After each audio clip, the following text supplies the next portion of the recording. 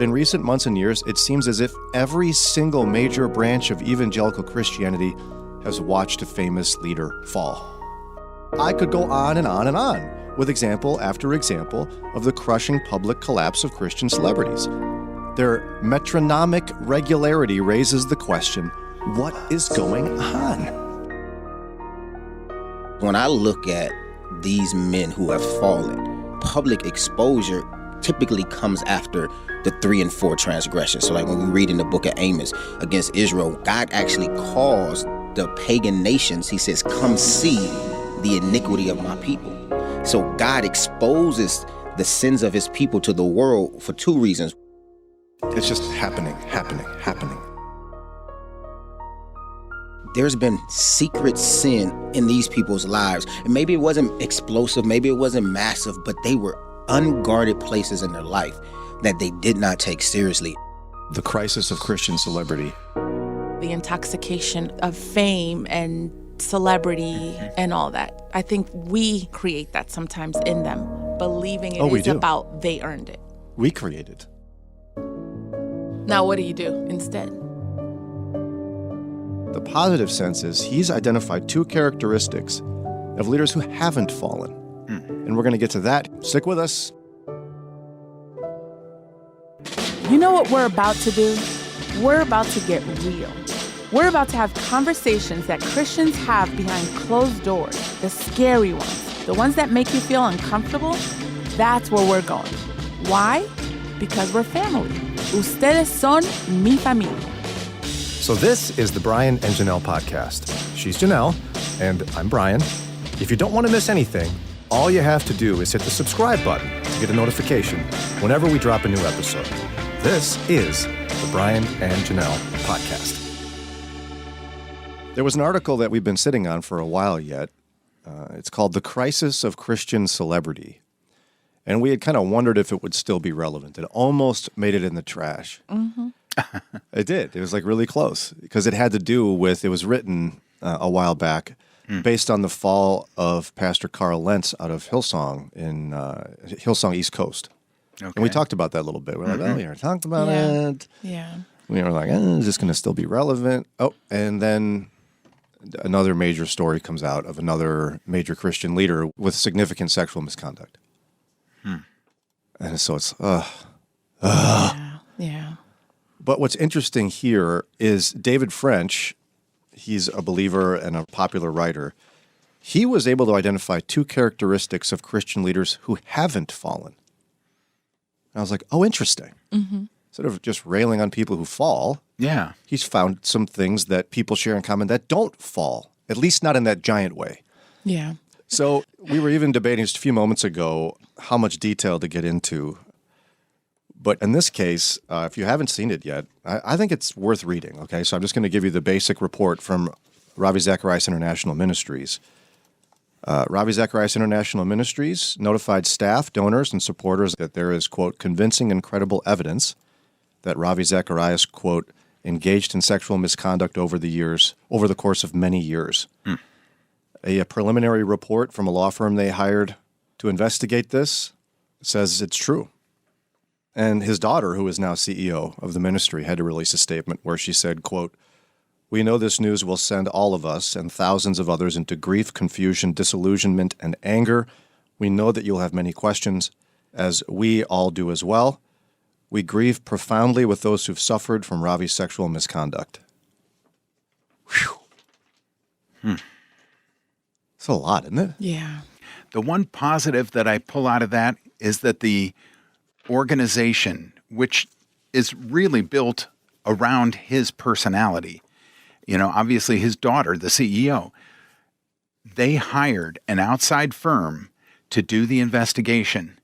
And when it came up negative, they admitted it and told the world. Mm-hmm. I appreciate that because it's so easy to say, I'm going to put my cousin Bob in charge of finding out the details. And then Bob will do nothing and file a report back to you that says, oh, yeah, the founder is... Everything's fine. Yeah. But they took the time to do legitimate research, found out that the claims were true, even though it tarnishes your ministry and the founder's name, then let that be known, because that's important. Truth matters. It does matter. And I think it's an excellent point, Ron. And yet here we are again. And buckle up.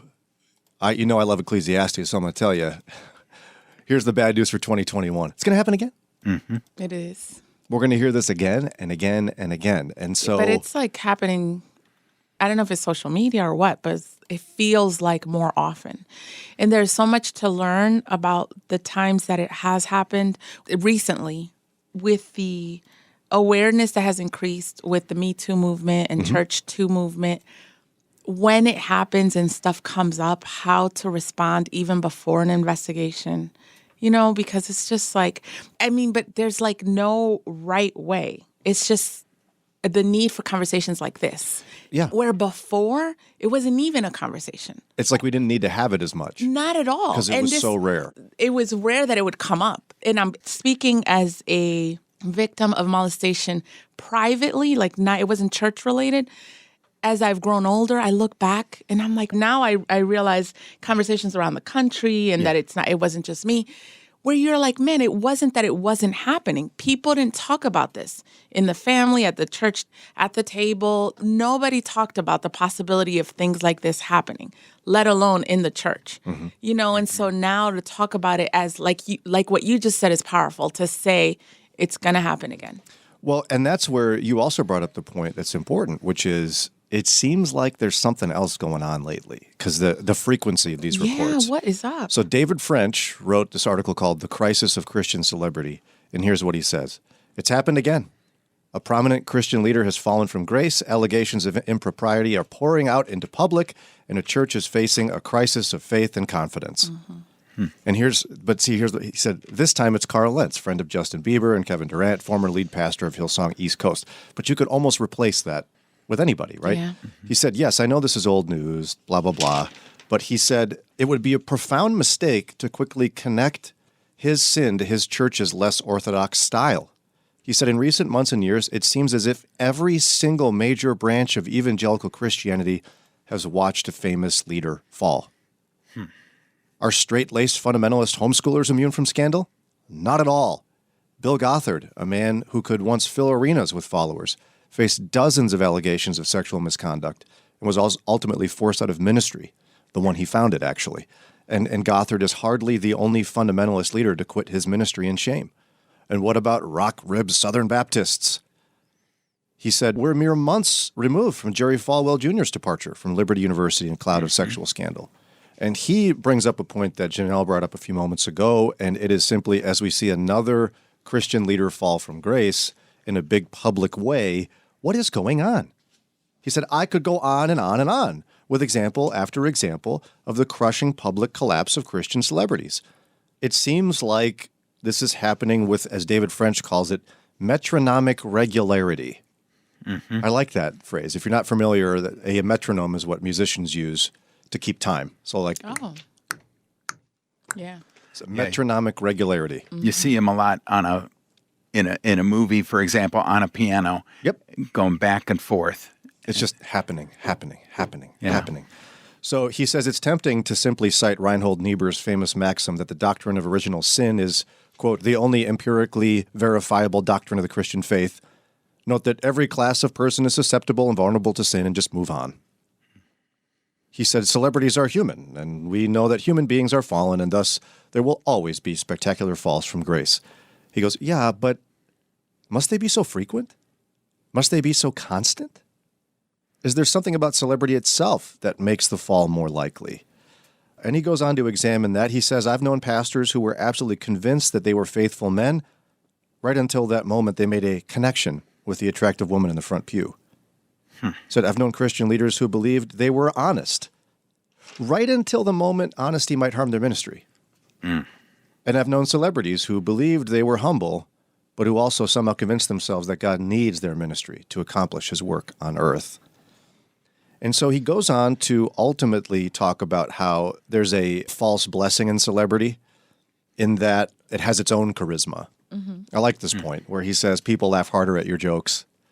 They fix their eyes on you more. Just being a celebrity, like celebrity has a charisma that you don't even deserve. Right. I mean, case in point, the entire Kardashian family. What have they done? Oh my goodness. Nothing. Yeah. They made millions doing it. Exactly. So he said, I've known a number of Christian public figures who haven't fallen, men and women who've lived decades in the public eye and have lived with integrity. And while they've come from different backgrounds and different strands of Christian theology, they've typically shared two common convictions. And were it not for my boss, Josh, who makes me take breaks all the time, I tell you right now. Of course. Blame somebody else. We'll get to those two characteristics and discuss them coming up. So we're talking about this article from David French, The Crisis of Christian Celebrity, and he knows a number of Christian public figures who haven't fallen, and he thinks they share two characteristics, and here they are. First, they don't trust their own virtue. And second, they don't believe they earned their fame. Yeah. They don't trust their own virtue, and they don't believe they earned their fame. So he goes on to kind of explain this. He said, the Christian leaders of integrity are also typically keenly aware of the unique dangers of spiritual connection and spiritual authority. Spiritual connection with a person can be especially intimate. Spiritual authority is particularly easy to abuse. But a person who doesn't trust in their own virtue takes affirmative steps to protect himself from a foolish fall. They don't have to map out a full-blown Pence rule or Modesto manifesto or whatever. He said to take prudent steps to guard against your own fallen nature. This shouldn't even be a matter of religious controversy. But he's like, you don't trust your own virtue. Does that resonate with you? Yes, Yeah. it fits so much in the gospel. I mean, we are sinners. We are prone to sin. And so why deny that? Why pretend like, well, I'm a ministry leader. God is going to take that away from me. No. Admit that you are a sinner. That's why you needed Jesus to save you in the first place. That is changing, but it will never fully go away. And so you need to, I was going to say embrace that. That's not the right word, but acknowledge that and prepare ways to protect yourself from falling. Yeah, and David French goes on to say that this concept of not trusting your own virtue should transcend religion. It shouldn't even be just a Christian thing. Yeah, I was thinking about that. And knowing and like you said, acknowledging that you're capable of any sin. And I think even we do that. Just regular people, you don't have to be famous. We think after you've been a Christian for a while, there's no way I would do that. And there's danger there, and the Bible talks about it, you know, about the weakness of our flesh and not to trust our flesh. So, yeah, I think that applies to everyone. And he actually quotes, he said, one of America's most influential and thoughtful progressive atheists, Ta-Nehisi Coates.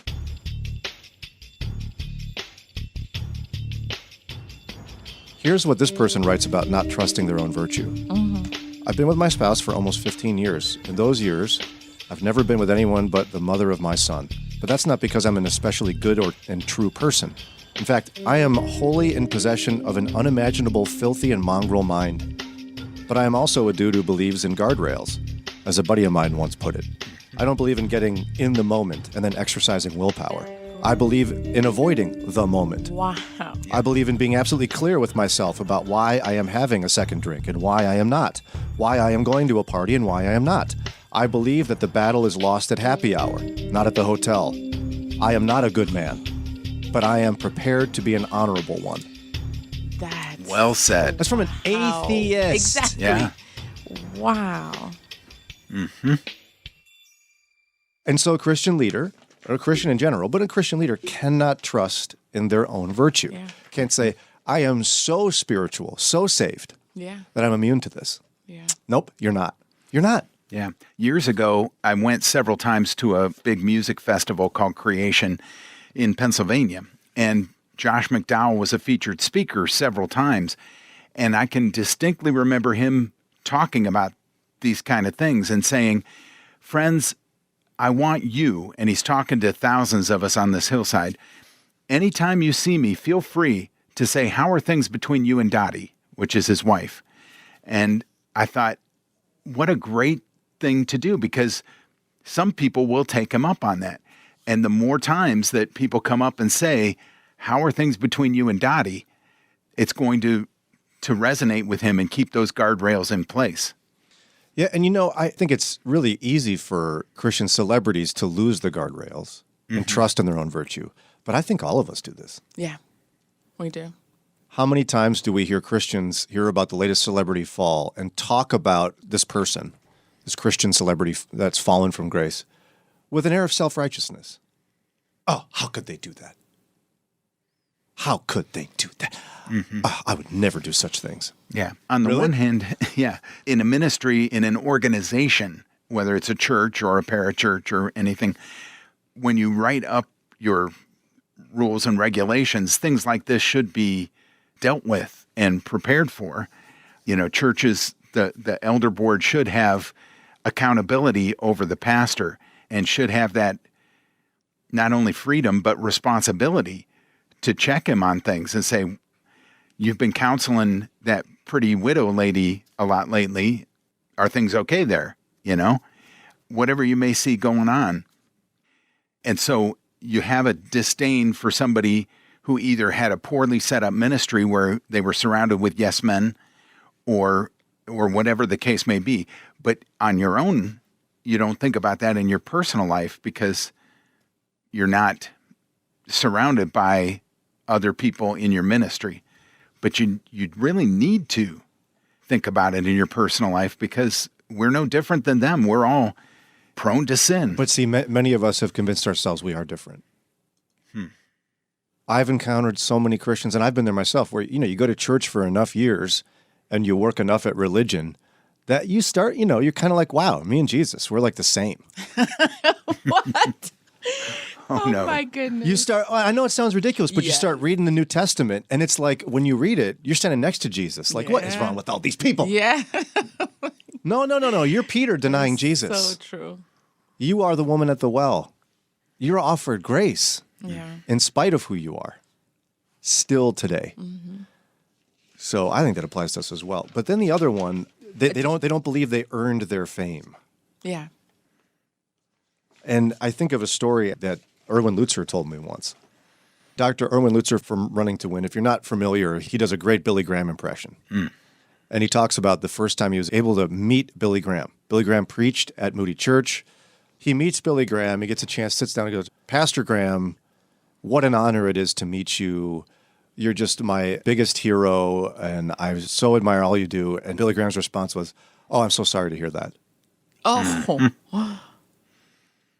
Like with sincerity, I was like, oh, boy, I'm so sorry that you feel that way. If you only knew me. That was the temperature of the whole thing. And it took Dr. Lutzer back a little bit. But I think that's one of those things, too, where that's somebody who knows they didn't earn their celebrity. It's only by God's grace that you're where you are. Yeah. And I think there's a lot for us to learn in all of this. I think in helping with that, if we have a heart for our leaders in our church and we love our pastors, helping them with that, because I think sometimes we push this idea that they did earn it. You hear a lot of like, you're so gifted, you're so anointed, and anointed, I get it. I'm just saying it turns into, it's about you and it's about your gifts, and we make it a lot about them and we don't help what's already difficult, what already happens naturally. I mentioned to you off air, the intoxication of fame and celebrity and all that. I think that we create that sometimes in them, believing it is about they earned it. We create it. Yeah. We absolutely create it. Now, what do you do instead? You want to honor them and be like, I appreciate your service. I just want to know, perfect answer. Yeah. I'm asking you because even like when my pastors do awesome sermons, I've learned not to do this, but to be like, man, that was amazing. And, but I've learned because I've had friends that are pastors, they don't like that, and so, but you want to show appreciation. Yeah, and yet you want them to seem uncomfortable when you do it. Like, I think my pastor's nailed this, where he has a really hard time receiving specific compliments. I try to be specific and say things like, the Lord taught me this through your sermon recently, Yeah. Right. which is giving God the credit for it. Yes. And I can see he just starts to kind of shift. And, oh, okay. Yeah. Like, that's what it should be. Not like, well, yeah, I was really inspired today. I mean, if you see that in somebody, I think you got to run. Yeah, or at that's least true. try to hold them accountable in some way. That's true. Lots to think about there, but I think it's important for us to consider this. And so we hope you'll do that too. We also hope you'll keep listening for one of our favorite local pastors to guide us in reacting as Jesus would have us react when Christian leaders really let us down. Hey, it's Brian. If you've been a faithful listener to this podcast, we're just super grateful for you. Can't thank you enough for taking time out of your busy schedule to join us in our journey to follow Jesus a little more closely every day. But I got to remind you about something. We're listener supported. We're a ministry of Moody Radio in Cleveland, and it's donations from people who listen to us, just like you, that allow us to keep making episodes. So rather than tiptoe, because I'm not good at that, or dance around it, because I certainly can't dance, I'm going to be direct. We need your money, your financial support. Would you consider a donation to this ministry? A gift of any amount will make a huge difference. If you want to donate, we'd be so grateful. Just go to moodyradio.org/Cleveland. Again, moodyradio.org/Cleveland. Thanks. What you heard for the first 20 minutes here was the conversation we had one day about what those under ministry leaders can do, how we may respond, and how we can encourage our pastors and other ministry leaders to walk worthy of their calling. Pastor Leonard Tanks joined us the next morning with his perspective of a leader of a smaller ministry that desires to be faithful to the Lord. He gives us some valuable vision into the responsibility of Christian leaders and all Christians to live as though they are fallible. I love having you here to talk about tough issues for a lot of reasons, but one of them I think could even be your perspective in ministry, because I was reading an article on the air from David French, and he was saying that nobody enters ministry going, you know what I'm going to do? I'm going to become a pastor so that I can get rich, famous, have some sexual conquests, and just, you know what I mean? Like, right. No one does that. I mean, there's a couple of charlatans out there who do those kind of things, Facts. but for the most part, when someone starts in ministry, they love Jesus and they want to proclaim his gospel. Right. And yet something happens to the point that now we have almost weekly a new prominent Christian completely falling apart because of scandal. Facts. I mean, we can even ignore the most current one for the moment and go, it was, everyone's talking about that pastor in New York City. Right. Carl Lentz, right? From Hillsong. And That's a big one. And so does that make you as a pastor at all like a little bit, I don't know, fearful is the right word, but there's a measure of, oh no, how do I do this right? Yeah. So I'll just be honest, man. Like, that's what I do when I'm here, right? So one of the things that my wife has consistently prayed is because my wife as a woman struggles with the fact that when you read, even in the Bible, when you read of these people that we call like faith fathers and pillars of the faith, like she struggles as a woman saying they all have moral failures and most of them in the area of sexuality. Yeah. And Isn't she's that like, true? Yeah. and she's like, I struggle with that. Like these great men were unfaithful. These great men were abusive, or some of them were rapists, and we read them in the Bible and you know, and parade them around as great. So she struggles with that, and then then I struggle that when we read, especially when these falls happen, but like people that we consider great men of God, even today, she was like, and you find out like at some point like they cheated on their wife, right, and then they got redeemed and they worked on it, and she's like, so my wife has been praying for a long time that would never be our testimony. And I don't want it to be our testimony. Like, they great testimonies, but I don't need it. I don't want it. But one of the things that, especially with the last two, the most recent last two, is I just be honest. Like, I honestly sat in my office and I prayed and I said, you know what, God, help me with better discipline, right? Help me in those moments when I may not guard my eyes the right way, or help me in those moments where I may not guard my thoughts the right way, and allow me to never minimize, even if I have a desire to take a second look, right? Even if I don't take the second look, help me not to minimize that the desire to take the second look existed.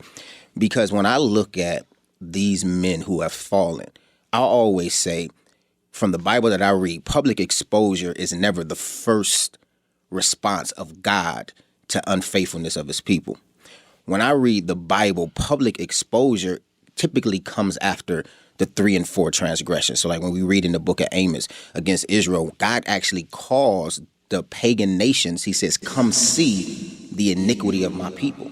So God exposes the sins of his people to the world for 2 reasons. One, all of it is part of his, is like, hey, this is your last chance. Get it together. Repent, right? But also because once God actually has to act upon his own children, he doesn't want the world to be able to say, look what God did to them. He sent them out into the wilderness to die. Like, no, you didn't go up the mountain. You're in the wilderness because you ain't want to go up the mountain the first time I told you to take it, right? So now you're wandering in the wilderness. I didn't send you out here to die. You were disobedient. And so God makes sure that nobody can blame him when he finally has to act even against his own children, that the world would say, I mean, did you see what them jokers was doing? Like, he better had done something. But the point is, it's not the first response of God. So when I see these public exposures to the world of the sins of the church, I'm like, there's been secret sin, unguarded sin in these people's lives. And maybe it wasn't explosive, maybe it wasn't massive, but they were unguarded places in their life that they did not take seriously. And I just remember sitting in my office and I just said, God, help me never to minimize. And I'm not saying this in no self-righteous way. I'm saying I pray that because I can identify places where I minimize even the thought or even the desire and be like, oh, whatever. You know, we all get thoughts, we all get desires, and it's like facts. But let me not minimize it and let me in the moment say, God, help me be at a place of discipline. Help me put back up the boundaries in my life that I put down because people was like, oh, that's all, you're legalistic in that. You're taking. And so I was like, well, maybe I am being a little too hard here. And then I was like, no, I'm not. I'm guarding my life. I tell you, I'm talking a lot, but I'm just being honest. That's why you're here, bro. I'm getting honest. Like a young lady that I know, she was like, hey, you need to get on TikTok. Just because she's about the exposure, helping. She like, people you're a cool dude, you funny, you do stuff, get on TikTok, do something. I'm like, all right, cool. I got Instagram, Facebook. That's like the extent of what I can handle. Right? Should I feel bad that no one's asked me to be on TikTok? We'll talk about that. Can you imagine Brian on TikTok? Oh, my goodness. So I got on TikTok, and literally right after the Carl Lentz thing, I got off TikTok. Because what I realized was like, I spent aimless time on TikTok. But all that was coming up in my TikTok initial feeds was always like, it's all dancing. Yeah. It's all girls on there dancing and twerking and stuff like that. And you scroll by. But I'm just like, if this is all that keeps showing up, why am I getting on this thing? And I was like, you know what? This is dangerous. I should put a boundary up in my life before it becomes something. And so I was like, I'm done. I don't need to be on TikTok. This pastor won't be on TikTok. And so we're up against a break. I don't want to get in trouble from my boss, Josh. But I'm scared of him. Pastor Tank's got your back. He got your back. With Josh? Yeah, I got your back with Josh. See? I mean, well, I don't know what that means, though. Let's just not get in trouble. I think we better take a break. When we come back, I would guess that Carl Lentz and others who have fallen in ministry would have said the same thing you just said. So what are the takeaways for us as we watch time and again with almost like, as David French said, metronomic regularity? What do we learn from all these pastors and ministry leaders falling from grace? Reverend Leonard Tanks Jr. with us today talking about what our takeaways can be as a church and as parishioners, pastors, whatever it is, just our takeaways, believers, from this metronomic regularity of ministry leaders and people of prominence, dare I say, celebrity pastors falling. Mm-hmm. You had Carl Lentz in New York. You had Bill Hybels. And you had now Ravi Zacharias. Mm-hmm. And so what's our takeaway, Pastor? What are we supposed to learn from this? Yeah, so a few things that I think is that our biggest takeaway is that, man, we have to really be submitted to some level of accountability. And not just our friends, because friendship accountability can be good, and I think you need some of that in your accountability circle. But at the same time, man, sometimes friendships have blind spots within themselves. Sometimes what we find out, and it's easy to do, is if I know Brian really well and Brian does something suspect, and you know, he always says suspect stuff, but like, let's say he does something. All the time. Can we talk about that? I know what you mean. But if he does something suspect, and maybe Janelle says something, right? Let's imagine they're not Brian and Janelle in the morning, right? And Janelle says something. My relationship with Brian may cause me to give him the benefit of the doubt because I'm like, well, that's just not him. That was just outside of his character. Yeah. Instead of saying, hold up, there's something in your character that we need to talk about. And so I think we need to create better accountability structures for leaders.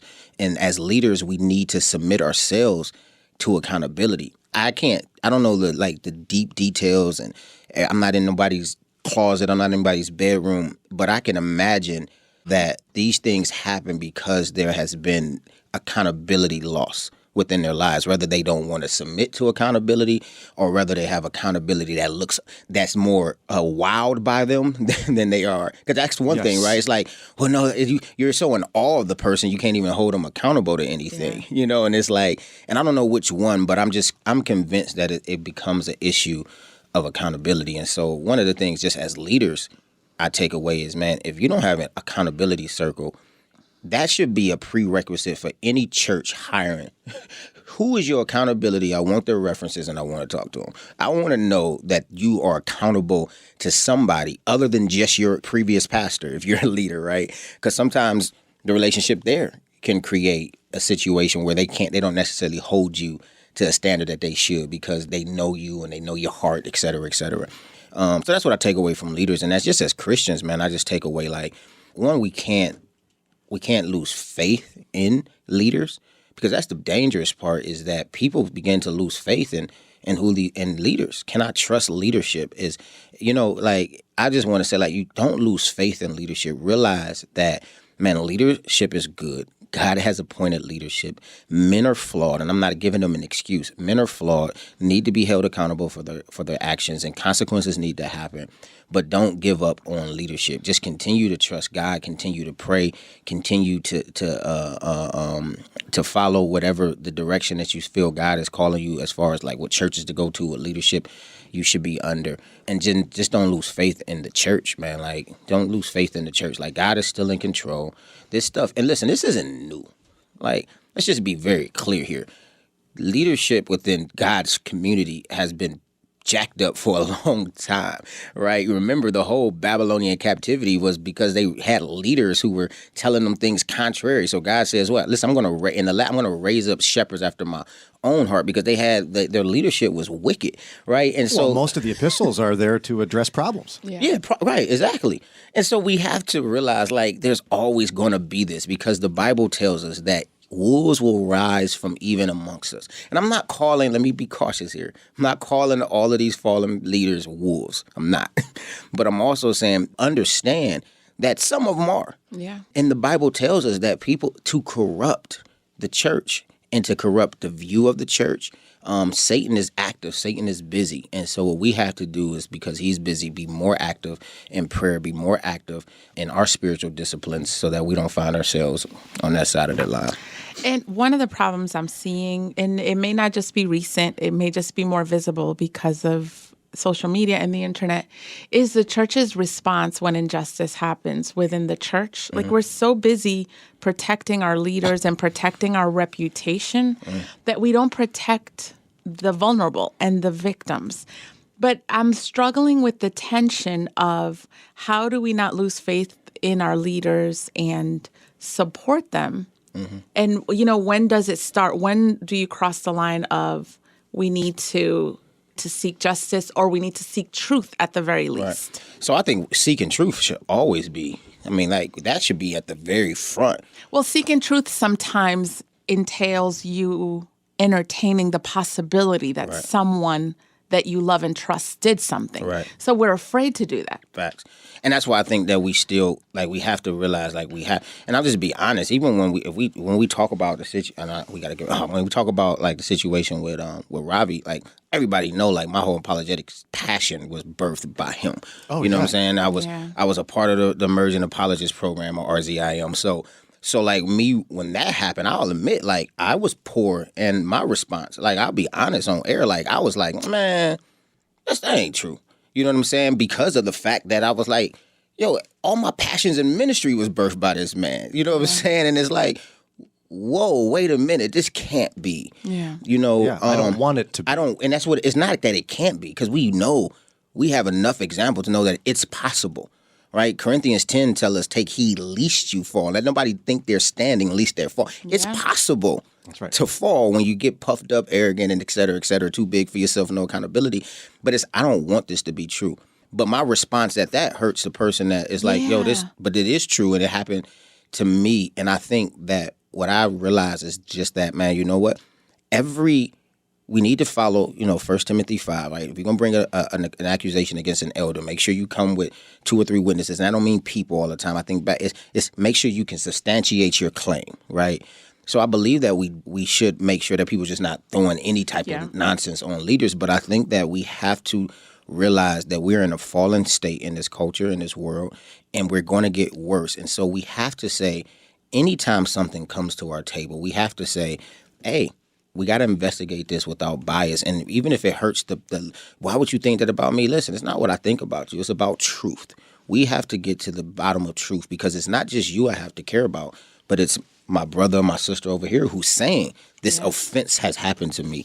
It's a balance that I think we're going to do good and not do good at. Yeah. But I just think that I would hope that me as a leader, if somebody makes accusation against me, and people have nothing like sexual, but people have said like he was mean to me, et cetera, cool, let's talk about it. If that's really true, I have no problem with anybody saying, Tanks, did this happen? Bring the person in here. Let's talk about it in public. You know what I'm saying? Let's I keep receipts on a lot of stuff for these very reasons. But that's, one of the final things I want to throw out there is one of the essential problems in 2020 with the state of where technology is and such of celebrity pastors, I think, is that, and celebrity ministry leaders, this adds a new dynamic of celebrity that I think is really toxic. And where I see a difference in the church is there's this level at which somebody reaches where they become inaccessible. Facts. And when I was working in Chicago for Moody, we did some traveling and some remote broadcasts in Los Angeles. I had virtually no trouble getting onto the set of a major TV production, meeting the stars of it. We went to the Disney studios, met with a Disney star, no trouble doing that. But we sometimes had trouble getting an email back from a celebrity pastor. Got you. And so, am I wrong here to say that something that's essential for accountability is a pastor needs to be accessible to everyone? Yeah, I think I don't know everyone necessarily, but a group of people for sure. Maybe not everybody. There are celebrity pastors that you only see them in the pulpit. They sneak out with their security. You can't get an appointment. Hey, listen, I'm with you on that. Accessibility is the key to accountability. If I'm not going to pick up my phone, you can't hold me accountable. If I'm not going to return an email, you're not going to hold me accountable. So I have to, that's what I'm saying. As leaders, we have to say, I'm going to make, even if I say I make myself accessible to 6 people at any given time, these 6 people will call, will come over, will dig deep in my life. You know what I'm saying? I do that. I make myself accessible. And I have to continue to make myself accessible. And if I'm not accessible, these people will pop up like, yo, what's up? Like, you ain't hit me. You busy? Why you ain't return my call? Because sometimes I'm like, I've just been so busy. But it's like, oh, okay, cool. Well, now that I got you, let's talk. Yeah. You know what I'm saying? And so you do have to be accessible. You have to be transparent. But the reality is, man, if you're a leader listening, if you're the world listening, at the end of the day, we have to pay very close attention to what is happening. And I am convinced, I preached it to my church, I just said it earlier, and I'll say it again. When God starts to expose his children to the world and allows the world to see what is happening, it is not a time to cover up. It is a time to respond and to call these people to repentance. It's not a time to start quoting all of the, God knows hearts, nobody's perfect. That's perfectly fine. Nobody's not time to start talking about, but they're anointed. That's perfectly fine. Paul said that Paul was anointed, and he said, I discipline my body that after I preach to others, I myself may not be disqualified. You can be anointed to do anything. Anointing doesn't mean God's approval of you, right? It just means Nebuchadnezzar was anointed for his purpose to take Israel. And that doesn't mean God, I approve of this man. Like, no, anointing is just to accomplish God's purpose. But it's a time for us to look at these situations, call people to repentance, and as a church begin to refine things within ourselves to protect these leaders, right? Because we should be wanting to protect them too. Yes. From the fall, because it's inevitable, right? I know I'm talking, but Genesis 4, right? Sin is at his door, Cain, right? And its desire is for you, but you should rule over it. Sin desires us. And we should also want to protect these leaders the moment they go into leadership and say, we should be saying, make sure they have accountability, make sure they have this, make sure they have that, because the enemy wants to destroy the head. He can't destroy Christ. So he come after the smaller under shepherds so he can destroy the head, so he can try to pollute and destroy the body. So we have to be careful and take this stuff seriously. Time always flies when you're hanging out with Pastor Tanks. Again, Reverend Leonard Tanks Jr., pastor of Reach City Church in Cleveland's Huff neighborhood. And word on the street is that you're applying to be chaplain of Team Brian. Is that? Discipleship, accountability. Oh, yeah. He needs all kinds. Someone else got the job. Somebody else got Hey, hold up. Where are you going? You know you liked your time with us. You want more. So look down, hit that button right there, subscribe, and you'll get updated episodes, and then you can hang some more. And guess what? You can help us. How? A 5-star rating. You can also hang with us live, weekdays 6 to 9 a.m., interact with us, talk with us, download the Moody Radio app. Or at brianandjanelle.org. And we don't put all this together all by ourselves. There's some great people behind all this production. We want to thank Ron Eastwood, Kelly Ryder, Paul Carter, Mike Reynolds, and our awesome and fearless leader, Josue Villa. And finally, this podcast is a production of Moody Radio in Cleveland.